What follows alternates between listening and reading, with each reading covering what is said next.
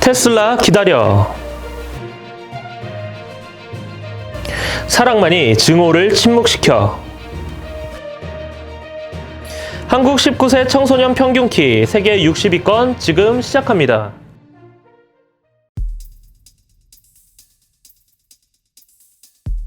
최근 많은 사람들이 자율주행이 가능한 테슬라에 큰 관심을 보이고 있다고 하는데요.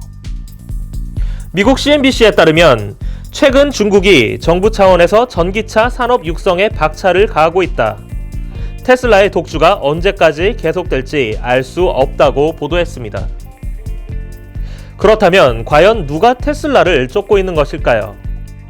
중국판 테슬라를 자처하는 중국 자동차 기업들은 여럿이지만 가장 눈에 띄는 건 바로 니오입니다.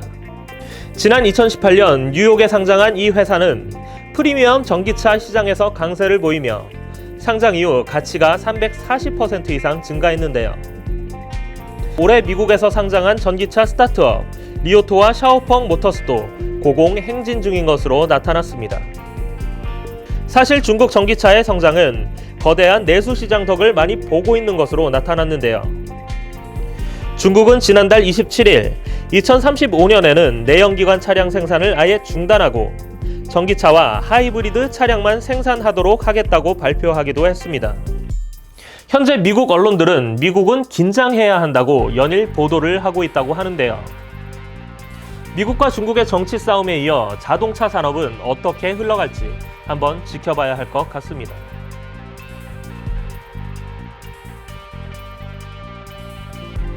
지난 2일 오스트리아의 수도 빈에서 총격 테러 사건이 일어나 4명이 숨지고 22명이 부상을 입는 사건이 있었는데요. 최근 유럽 곳곳에서 총격 테러 사건이 일어나면서 프란치스코 교황이 입을 열었습니다. 프란치스코 교황은 최근 테러 공격에 슬픔과 절망감을 표현하고 싶다고 말하며 희생자들과 그들의 가족을 위해 기도한다고 덧붙였는데요.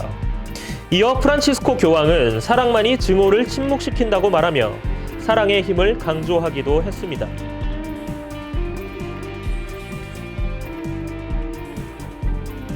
한국 19세 청소년 남녀의 키가 세계 60위권으로 35년 만에 크게 개선됐다는 조사가 나왔습니다.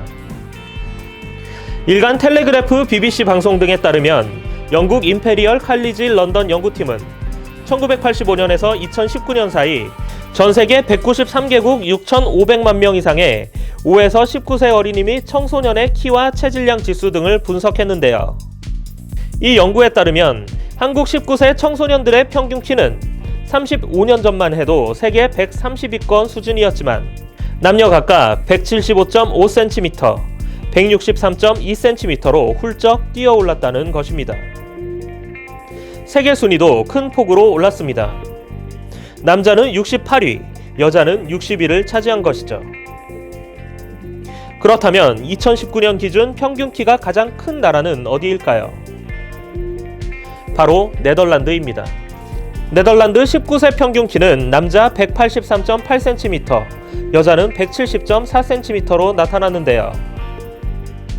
연구자들은 유전이 개별 어린이의 키와 몸무게에 중요한 역할이기도 하지만 전체 인구의 건강과 관련해서는 영양과 주변 환경이 핵심적 역할을 한다고 설명했습니다.